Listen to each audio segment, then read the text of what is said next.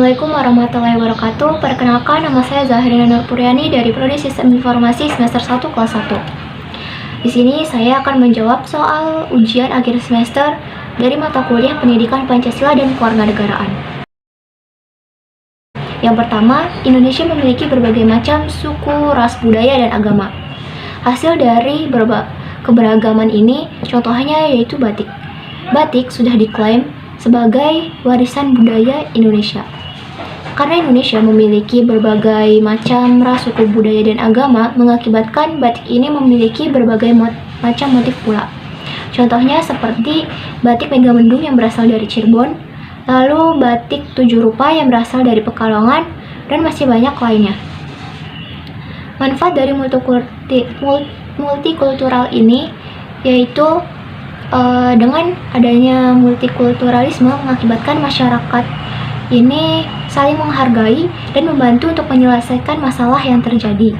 Lalu munculnya rasa penghargaan terhadap budaya lain yang mengakibatkan munculnya rasa toleransi. Namun karena banyaknya kebudayaan tadi tentu mengakibatkan banyaknya perbedaan pendapat pula yang akhirnya memicu berbagai macam konflik. Contohnya, konflik yang pernah terjadi di Indonesia yaitu konflik antar agama Nasrani dengan agama Islam yang terjadi di Ambon. Konflik ini dipicu karena kasus pemalakan yang dilakukan oleh 2 orang Muslim kepada Nasrani di Ambon. Lalu konflik tersebut semakin menjadi-jadi dikarenakan isu-isu yang beredar di masyarakat. Hal itu mengakibatkan antara kedua belah pihak itu menjadi semakin marah, yang mengakibatkan 12 orang tewas dan ratusan orang luka-luka. Masalah ini mereda setelah diadakannya rekonsiliasi yang diadakan oleh pemerintah setempat. Rekonsiliasi yaitu usaha atau upaya untuk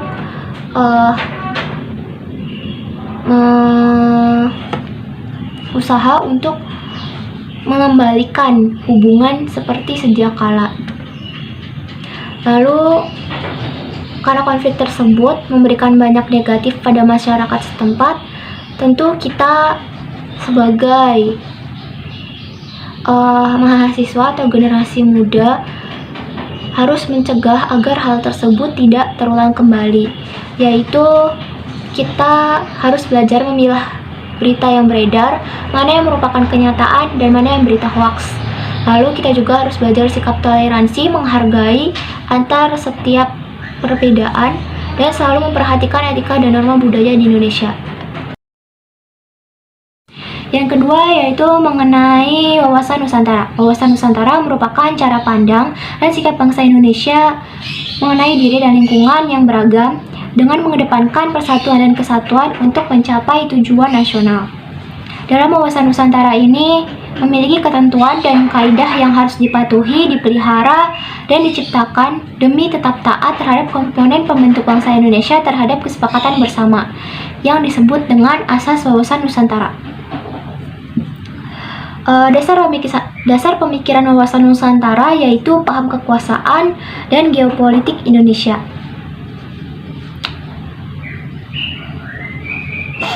Fungsi dari wawasan Nusantara yaitu pedoman, motivasi, dorongan, dan rambu dalam menentukan segala kebijakan yang berkaitan dengan hubungan antara pemerintah, pusat, dan daerah. Wawasan Nusantara tentu memiliki landasan hukum dalam upaya bela negara, yaitu dalam UU Nomor 3 Tahun 2002. Implementasi wawasan Nusantara dalam kehidupan politik akan menciptakan iklim penyelenggara negara yang sehat dan dinamis, sedangkan dalam pertahanan keamanan akan menciptakan kesadaran cinta tanah air dan sikap bela negara pada setiap warga negara Indonesia. Lalu di dalam asas wawasan Nusantara terdapat asas keadilan, yaitu yang menyatakan bahwa adanya kesesuaian pembagian hasil dengan adil jerih payah dan kegiatan baik perorangan, golongan, kelompok maupun daerah. Intinya asas dari keadilan ini mengharuskan kita untuk berlaku adil dalam segala sesuatunya. Yang ketiga, setelah saya mengikuti mata kuliah pendidikan Pancasila dan Kewarganegaraan, pandangan saya menjadi lebih terbuka dan memahami bagaimana seharusnya saya bersikap. Di mata kuliah ini, saya mempelajari bagaimana cara untuk mencegah terjadinya konflik, lalu bagaimana menyikapi sebuah perubahan, menanggapi hukum dan kekuasaan yang di Indonesia, berdiskusi, dan bagaimana kita seharusnya bersikap toleransi. Lalu menurut saya tujuan diadakannya mata kuliah ini untuk mengajarkan para mahasiswa bagaimana bersikap dalam menghadapi segala masalah yang terjadi di lingkungan masyarakat dan yang mungkin terjadi di masa depan. Banyak manfaat yang saya dapatkan dari mata kuliah ini, seperti selain diajarkannya bagaimana bersikap dalam menghadapi masalah atau konflik yang ada, saya juga diajari untuk mencegah terjadinya konflik tersebut. Seperti contohnya dalam materi anti korupsi. Dikarenakan materi anti korupsi ini, saya jadi mengetahui bahwa cara pencegahan korupsi ini itu bisa dilakukan dari hal kecil seperti kegiatan kita sebagai mahasiswa, kegiatan sehari-hari kita.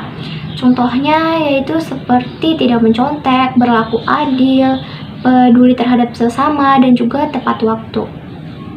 Sekian jawaban soal dari saya, segala kekurangannya mohon maaf. Wassalamualaikum warahmatullahi wabarakatuh.